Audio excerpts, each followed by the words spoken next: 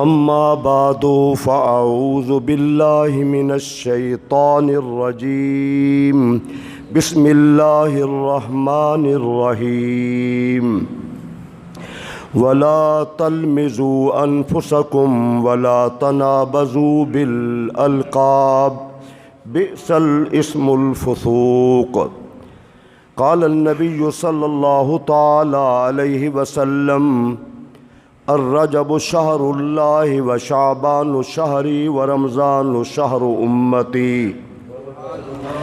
قال النبي صلى الله تعالى عليه وسلم من ستر مسلما ستره الله يوم القيامة رب اشرح لي صدري ويسر لي أمري واحلل عقدة من لساني يفقهوا قولي قال الله تبارك وتعالى في شان حبيبه مخبرا وآمرا إن الله وملائكته يصلون على النبي يا أيها الذين آمنوا صلوا عليه وسلموا تسليما اللهم صل على سيدنا ومولانا محمد وعلى آل سيدنا وأصحاب سيدنا ومولانا محمد وبارك وسلم وصلوا عليه صلاة وسلاما عليك يا سيدي يا رسول الله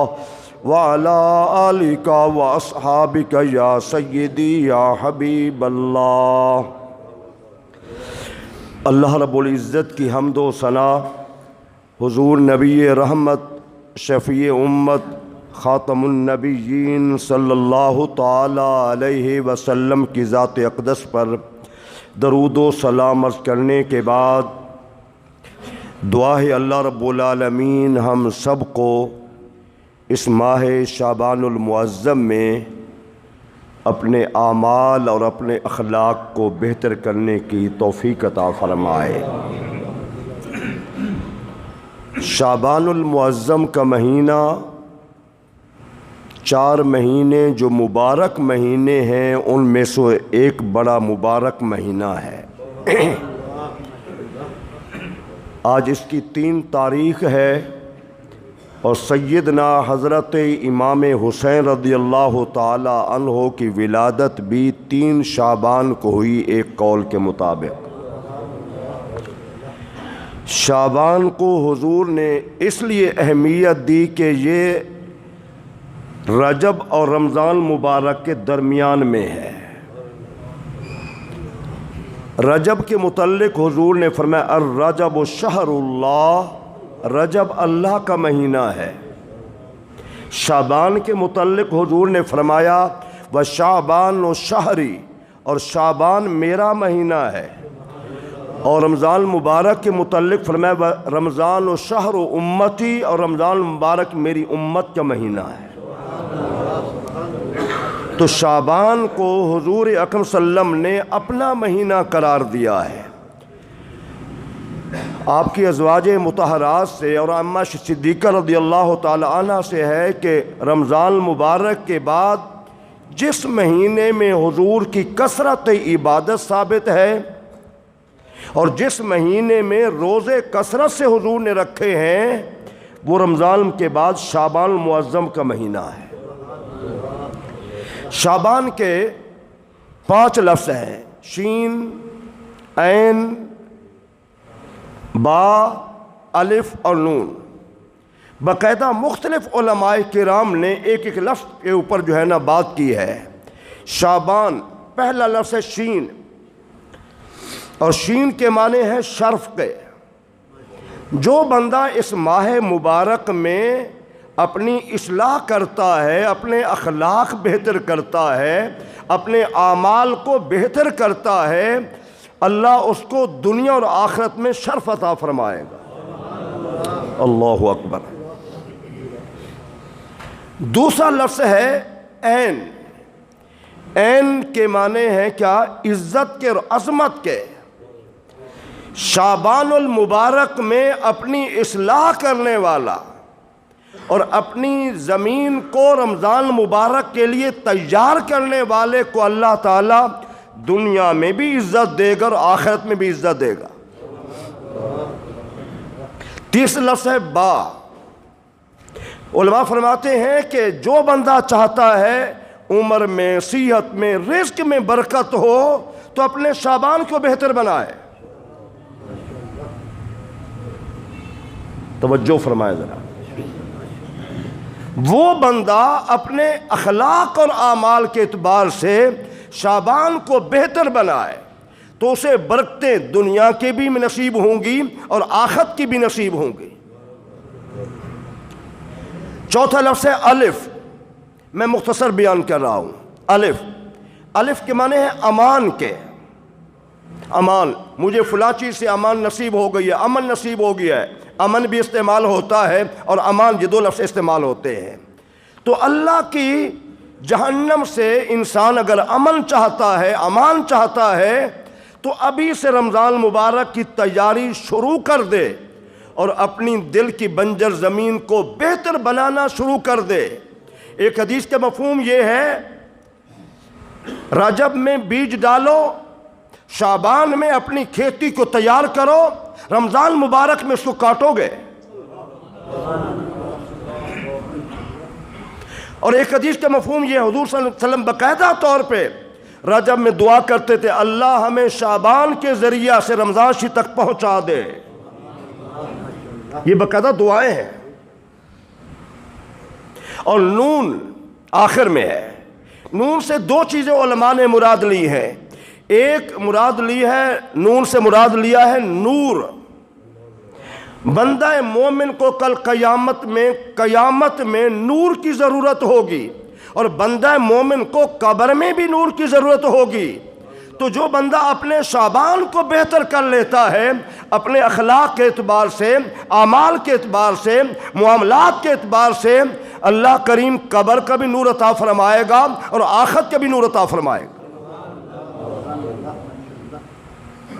دیکھیں اس سے امت کے لیے اور کیا بات ہو سکتی ہے، جب حضور کی ذات کو اللہ کریم نے آپ کا ہر طریقہ نمونہ بنایا ہے، تو نبی رحمت کا شعبان کا گزارنا تو صحیح احادیث سے، تمام احادیث سے یہی ہے کہ رمضان مبارک کے بعد کثرت تلاوت ہو، نوافل ہو، روزے ہوں، رمضان مبارک سے ثابت ہے، شعبان سے ثابت ہے۔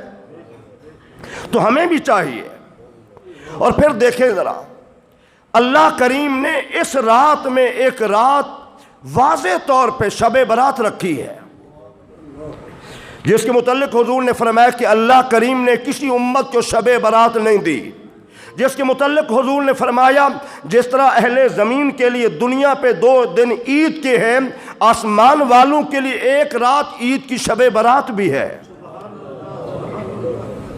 اور اسی کے متعلق حضور نے یہ بھی فرمایا کہ یہ بندوں کے تقدیر یعنی سال بھر کے جو معاملات ہیں اس کے فیصلے کی رات ہے، وہ بھی شعبان المعظم میں ہے۔ آپ دیکھیں ذرا علماء کیا خوب کہتے ہیں، اچھا پڑوسی مل جائے تو اچھے پڑوسی کے اثرات ہوتے ہیں۔ اور حضور نے یہ بھی فرمایا کہ اپنے مرنے والوں کو نیک لوگوں کے قریب دفن کرو، ایک نیک بندے کے اثرات 100 قبروں تک چلے جائیں گے۔ تو شعبان کو اتنا نیک اور بہتر بنا لو تاکہ تمہیں رمضان مبارک کی جو ہمسائیگی ہے نا، سبحان اللہ، خوب ملے۔ برکت کے اعتبار سے، رحمت کے اعتبار سے، اللہ کے فضل کے اعتبار سے، اللہ کے کرم کے اعتبار سے جو بخشش کے دروازے کھل جاتے ہیں، تمہیں شعبان میں کچھ تیاری کرنی پڑے گی۔ ذرا آپ غور کریں، ہم تجارت کرتے ہیں، ہمیں پتہ ہے کہ فلاں مہینہ سیزن کا مہینہ ہے، ہم اس میں جا کے تیاری نہیں کرتے، ہم اس سیزن کے لیے 2-3 ماہ پہلے تیاری کرتے ہیں۔ ایسا ہے کہ نہیں ہے؟ غلط تو نہیں کہہ رہا؟ تو دنیا کی تجارت کے حوالے سے ہم پہلے سے تیاری کرتے ہیں کہ فلاں مہینہ ہمارا سیزن کا مہینہ ہے، پہلے ہم نے سارے تیاری کر لینی ہے۔ تو میرے بھائیوں، میرے نبی کی تعلیم سے، میرے نبی کے معاملات سے، میرے نبی کے طریقے سے جو بات، یہ باتیں ہم نہیں کرتے جو میں عرض کر رہا ہوں۔ جو ہمیں اپنے نبی کے طریقے سے جو باتیں ملتی ہیں وہ یہی ہے کہ حضور کی ذات انور نے بھی رمضان مبارک سے پہلے تیاری شروع کر دی تاکہ میری امت مجھے دیکھ کر رمضان سے پہلے تیاری کر لے۔ میری ان باتوں کو ذہن نشین کرنا جو میں عرض کر رہا ہوں، اور میں نے اہم باتیں آپ سے کی ہیں۔ آپ کی زندگی گزر گئیں لیکن نہیں، کوشش ہوتی ہے کہ آپ کو نئی سے نئی بات دی جائے، آگاہی دی جائے آپ کو۔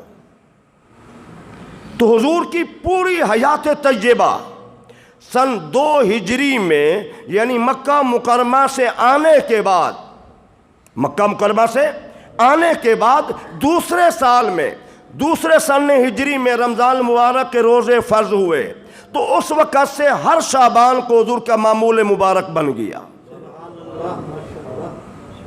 تو اپنے شعبان کو بہتر کیجئے تاکہ آپ کا رمضان مبارک بہتر ہو۔ اپنے شعبان کو خیر کا مجموعہ بنا لیجئے تاکہ آپ کا رمضان مبارک بہتر ہو۔ ابھی سے قرآن کی تلاوت کا معمول بنا لو، دن کو بھی رات کو بھی۔ ابھی سے نوافل پڑھنے شروع کر دو، دن کو بھی رات کو بھی۔ ابھی سے موقع بنائے، مہینے میں 5-7 روزے لازمی رکھ لیں۔ ابھی سے آپ نیکی کرنا شروع کر دیں، ابھی سے آپ صدقہ خیرات دینا شروع کر دیں تاکہ آنے والے مبارک کے مہینے کی تیاری ہو جائے۔ پھر ذرا دیکھیں اس وقت جو ہمارے حالات ہیں وہ کس کیفیت کے ہیں۔ اس وقت ہم گالی گلوچ دینا، الزام تراشی کرنا، عیب لگانا فخر سمجھتے ہیں، فخر سمجھتے ہیں۔ تو میرے بھائیو آئیے، چونکہ ہمیں اصلاح کی ضرورت ہے، اس وقت ہم سب کو اصلاح کی ضرورت ہے۔ آپ اوپر سے نیچے تک دیکھیں، بے دریغ ہم اپنی زبان کو ہر طرف استعمال کر رہے ہیں۔ ہم نے لوگوں کے پیچھے اپنی آخرت کو تباہ کر رہے ہیں۔ قبر میں کسی کے کوئی بندہ نہیں جائے گا، ہم نے اکیلے جانا ہے اور اکیلے ہی اللہ کے حضور حساب میں پیش ہونا ہے۔ خدا را کسی کے پیچھے چل کر اپنی آخرت کو تباہ نہ کیجیے۔ چند باتیں غور سے سنیے۔ اللہ قرآن میں فرماتا ہے وَلَا تَلْمِزُوا أَنفُسَكُمْ، 26واں پارہ سورہ حجرات۔ اپنے آپ کو عیب نہ لگاؤ، جیسے آج ہم ایک دوسرے پہ عیب لگا رہے ہیں، اس میں یہ ہے، یہ ہے، یہ ہے، یہ ہے۔ یہ جو عیب تراشی ہے، یہ جو الزام تراشی ہے، یہ بہت بری بات ہے۔ لوگ گالی دیتے ہوئے، میں تیری ماں کو جانتا ہوں، میں تیرے باپ کو جانتا ہوں، تیرا باپ کیا کرتا تھا، تیری ماں کیا کرتی تھی، ہم اس حد تک آگے چلے گئے ہیں۔ حضرت بلال حبشی رضی اللہ تعالیٰ عنہ کو ایک صحابی نے کہا، او کالی کلوٹی کے بیٹے، اس میں تو کوئی شک نہیں، پورا خاندان ہی دنیا میں سب سے کالے رنگ کا خاندان حضرت بلال حبشی کا ہے، کوئی شک بھی نہیں ہے۔ تو آپ ذرا اس بات پہ غور کریں ذرا۔ جب اس صحابی نے حضرت بلال حبشی کو یہ کہا، حضرت بلال حبشی کے سامنے سب سے بڑے فیصلے کرنے والی ذات حضور کی ذات تھی۔ حضرت بلال حبشی اور صحابی کے بڑوں کے پاس نہیں گئے، ان کے خاندان کے بڑوں کے پاس نہیں گئے۔ حضرت بلال حبشی یہ بات لے کر، شکایت لے کر میرے نبی کی دربار میں حاضر ہوئے۔ میرے نبی عرض کی حضور، آج تو مجھے آپ کے فلاں صحابی نے کہا، او کالی کلوٹی کے بیٹے۔ آپ ذرا غور کریں، حضور نے بلا لیا، آ گئے تو حضور نے فرمایا تم سے جاہلیت کی باتیں نہیں گئی، زمانہ جاہلیت کی، یہ طعن و تشنیع، یہ عیب لگانا، یہ تو زمانہ جاہلیت میں ایسا تھا، تم نے اسلام قبول کر کے پھر وہی باتیں دہرا دی ہے۔ اللہ اکبر کبیرہ۔ مسلمانوں ہم بھی غور کریں، مسلمان تو بن گئے، نمازی بھی بن گئے، اچھے کردار بھی ہے، لیکن جاہلیت کی باتیں ہمارے اندر تو نہیں ہے۔ اللہ کرے کہ آپ کے دل تک میری باتیں پہنچیں. اللہ مجھے بھی عمل کی توفیق عطا فرمائے. فرمایا زمانہ جاہلیت کی باتیں تم اسلام لا چکے ہو، تم میرے دین میں داخل ہو چکے ہو، اب تم وہ باتیں کر رہے ہو. بڑے ندامت محسوس کی، شرمندگی محسوس کی، معافی مانگی. جب باہر نکلے حضرت بلال حبشی سے کہا میری بات سننا. قریب ہوئے، اس صحابی نے اپنا چہرہ زمین سے لگا دیا اور کہا اپنے قدم یہاں رکھو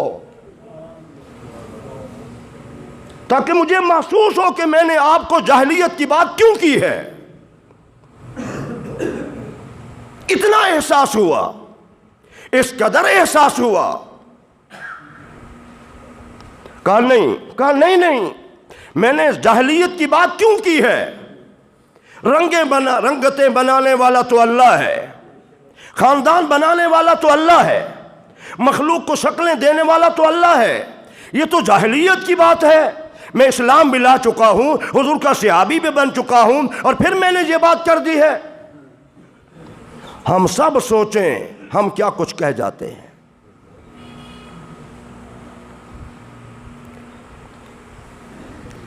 ام المومنین اما عائشہ صدیقہ رضی اللہ تعالی عنہ، آپ ذرا غور فرمائیں دوسری حدیث. حضور کی ایک بیوی حضرت صفیہ رضی اللہ تعالی عنہ، ان کا قد چھوٹا تھا، چھوٹا قد تھا. تو قد بنانے والا بھی اللہ ہے، لیکن ہماری ماں نے کہا حضور آپ کے سامنے تو ایسے ہے صفیہ. آپ سب توجہ سے سنیں میرے بھائیو، ذرا غور کرنا. آج ہم چھوٹی چھوٹی باتوں پہ الزام تراشی کرتے ہیں. حضور نے کیا فرمایا؟ وہ بھی بیوی ہے، وہ بھی بیوی ہیں، دونوں حضور کی بیویاں ہیں. عرب میں سب سے حسین قد کے مالک بھی حضور تھے. حضور نے جو شادیاں مختلف کی ہیں ان کے بڑے وجوہات ہیں. پہلی بیوی کے ساتھ 25 برس کی عمر میں شادی کی ہے، اور دوسری بیوی تو 50 برس کے بعد آ رہی ہے. خواہش کا تصور ہی نہیں ہے. مختلف خاندان کی خواتین سے، مختلف قبیلوں کی خواتین سے حضور نے شادی فرمائی.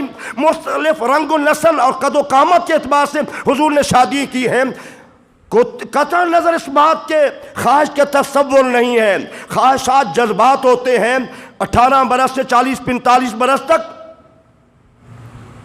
تو 50 برس سے اوپر تو چلے گئے ہیں. ایک بیوہ مطلقہ، بیوہ عورت کے ساتھ حضور نے نکاح کیا، بوڑھی عورت کے ساتھ. باقی بیویوں میں ایک بیوی کنواری ہے، کوئی مطلقہ ہے، کوئی بیوہ ہے. دیکھیں ذرا آپ غور کریں. حسن میں بھی حضور سب سے بڑے ہیں، شباب بھی سب سے کائنات میں سب سے زیادہ حضور کو آیا. طاقت میں بھی حضور سب سے بڑے ہیں، اخلاق بھی سب سے آپ کا اعلیٰ ہے، سب سے سخی بھی آپ زیادہ ہیں، نرم دل بھی آپ سب سے زیادہ ہیں. سارے جو خوبیاں ہیں، سارے کمالات ہیں، میں کہتا ہوں ساری کائنات کے اخلاق اور صفات کو جمع کیا جائے تو پھر ایک حضور بنتے ہیں، ایک حضور بنتے ہیں. اللہم صلی علی سیدنا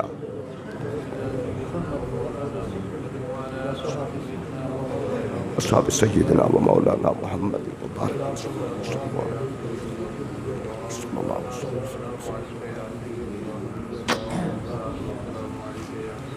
آپ پھر ذرا دیکھیں ذرا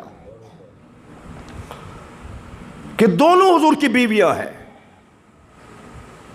لیکن جب محبوب بیوی نے یہ کلمات کہے، محدثین، مفسرین، اہل مکہ، اہل مدینہ منورہ، پوری دنیا کے 14 صدیوں کے بعد آج بھی امت کو پتہ ہے حضور کے سب سے زیادہ 2 محبوب بیویاں تھیں، حضرت خدیجہ رضی اللہ تعالی عنہ اور سیدہ فاطمہ سیدہ عائشہ صدیقہ رضی اللہ تعالی عنہ، اور بیٹیوں میں سیدہ فاطمہ الزہرا. یہ بڑی محبوب تھیں بیویاں، وہ زیادہ محبوب تھیں. لیکن حضور نے کیا فرمایا؟ فرمایا عائشہ تم نے ایسی بات کر دی ہے، توجہ، تم نے ایسی بات کر دی ہے، اگر تمہاری اس بات کو سمندر میں ڈال دیا جائے تو سمندر بھی کڑوا ہو جائے گا.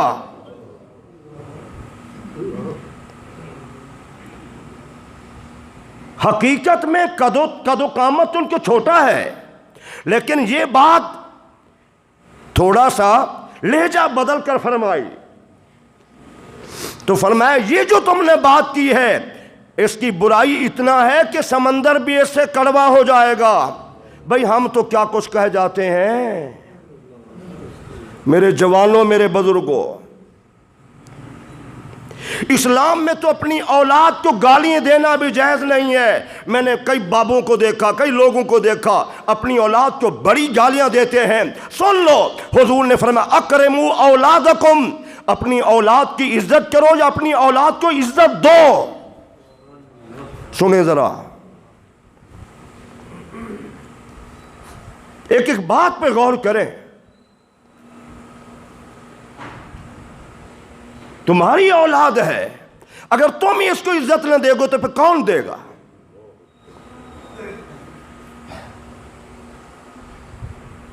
کتنے معاشرے میں لوگ ہیں جو اپنی اولاد کو اتنا غلیظ ترین گالیاں دیتے ہیں۔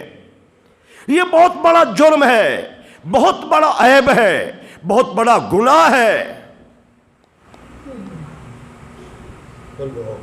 ٹھیک ہے نا؟ پھر ذرا آپ غور فرمائیں،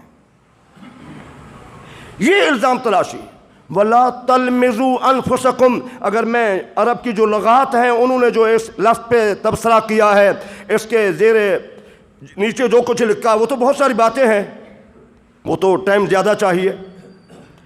وَلَا تَنَابَزُوا بِالْأَلْقَابِ، کسی کو برے القاب سے نہ پکارو، جیسے آج اوپر سے نیچے تک ایک دوسرے کو برے القاب سے۔ یہ برے القاب جو ہم نے نام رکھے ہوئے ہیں ایک دوسرے کے آپس میں، حکمرانوں نے رکھے ہوئے ہیں، سیاستدانوں رکھے ہوئے ہیں، اللہ قرآن میں فرما رہا سورہ حجرات میں ایک دوسرے کو برے القاب نہ دو۔ جس پارٹی سے ہمارا تعلق ہے، نیچے ہم طبقہ وہی جو ہمارے اوپر کہتے ہیں ہم وہی کہہ رہے ہیں۔ اب بتائیں، قرآن تو کہہ رہا ہے ہر بندہ اپنے گریبان میں جھانک کر دیکھے، اپنے متعلق سوچے۔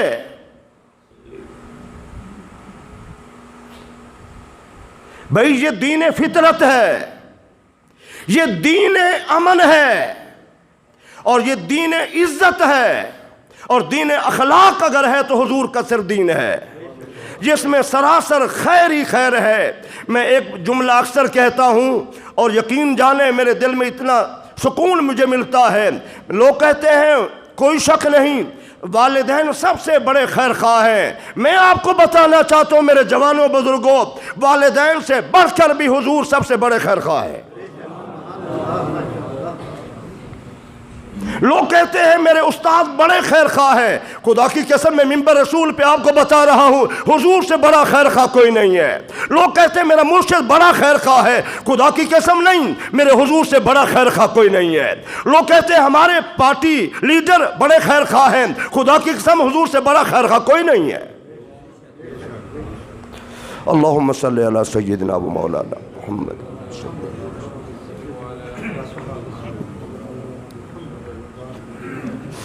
اللہم صلی اللہ سیدنا محمد مبارک وسلم وصلو علیہ الصلاۃ والسلام علیک یا سید۔ تو حضور نے جو ہمیں دین دیا ہے، آپ تربیت دیکھیں، خدا کی قسم عرب کے لوگ بڑے بڑے چور، بڑے بڑے ڈاکو، بڑے بڑے ظالم تھے، ان میں ہر طرح کی برائیاں موجود تھیں، لیکن میرے نبی کی تعلیم نے ان کو زمانے کا اعلیٰ انسان بنا دیا۔ ہمارے لیے مسلمان ہونا کافی نہیں، ہمارے لیے صاحب اخلاق اور صاحب اعمال ہونا کافی ضروری ہے۔ ہم نے کہا مسلمان ہے بس جو کچھ کرے، نہیں نہیں، اپنے اعمال اور اخلاق کو بہتر کرو، اپنے اعمال اور اخلاق کو بہتر کرو۔ آپ گھر میں ہیں تب، آپ بازار میں ہیں تب، آپ خاندان میں بیٹھے ہیں تب، آپ دوستوں میں بیٹھے ہیں تب۔ کتنے لوگ ہیں وہ جب گھر میں بیٹھتے ہیں تو اپنے بچوں کے سامنے اپنے خاندان کی فلاں ایسے ہے، فلاں ایسے ہے، فلاں ایسے ہے، زہر آلود باتیں کرتے ہیں، اپنے بچوں کے ذہن میں ابھی سے نفرتیں ڈالتے ہیں۔ خدا نہ سوچئے آپ اپنے بچوں کے دل میں ابھی سے خاندانی نفرت کا زہر ڈال رہے ہیں۔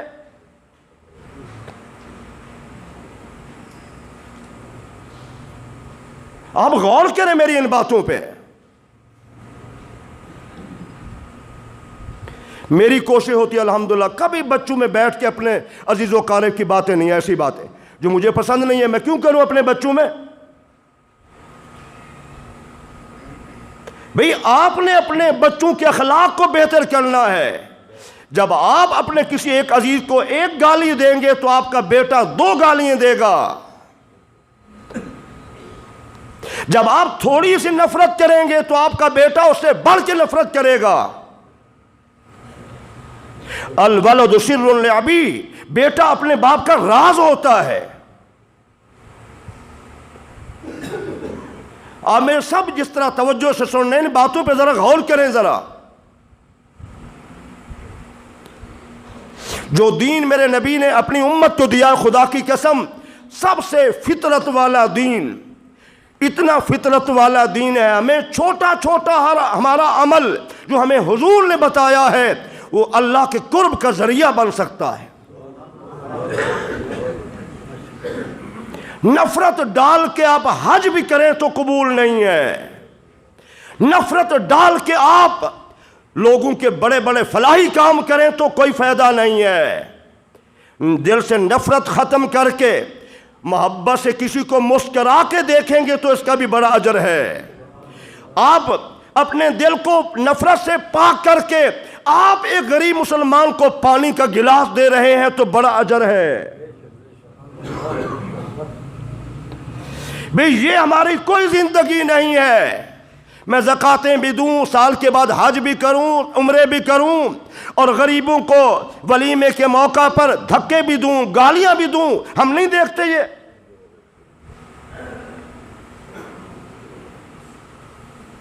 تو خدا را شعبان کا مہینہ ہے، میں اور آپ اپنے اعمال کو درست کریں، میں اور آپ اپنے اخلاق کو درست کریں۔ اس بات کی ضرورت ہے، اس بات کی ضرورت ہے۔ اللہ میرا آپ کا حامی و ناصر ہو۔ اللہ ہم سب کو، مجھے بھی توفیق عطا فرمائے۔ آپ میرے بارے بھی دعا کریں کہ اللہ مجھے بھی اچھے اخلاق عطا فرمائے، اللہ آپ کو بھی اچھے اخلاق عطا فرمائے۔ آمین۔